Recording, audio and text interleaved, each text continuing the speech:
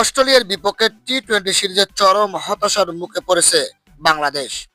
চট্টগ্রামে অনুষ্ঠিত 3 ম্যাচের সিরিজে সফরকারী অস্ট্রেলিয়ার কাছে হোয়াইট ওয়াশ হয়েছে টাইগাররা।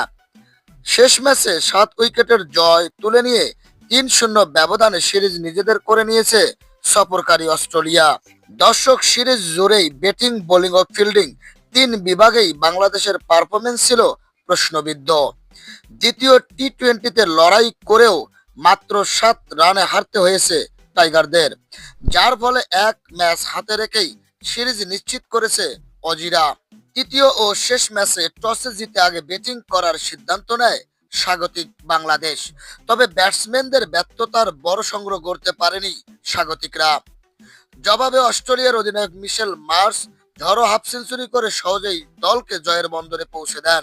ক্রিকেট বিশ্লেষকদের মতে ঘরের মাঠে এমন একতরফা হার বাংলাদেশের টি-20 ক্রিকেটের দুর্বলতাগুলো আবারও সামনে নিয়ে এসেছে। বিশেষ করে টপ অর্ডারে ধারাবাহিক ব্যর্থতা এবং চাপের মুহূর্তে বোলারদের কার্যকারিতার অভাব বড় উদ্বেগের কারণ হয়ে দাঁড়িয়েছে। এদিকে সিরিজ হারের পর সামাজিক যোগাযোগ মাধ্যমে ক্ষোভ প্রকাশ করেছে সমর্থকরা।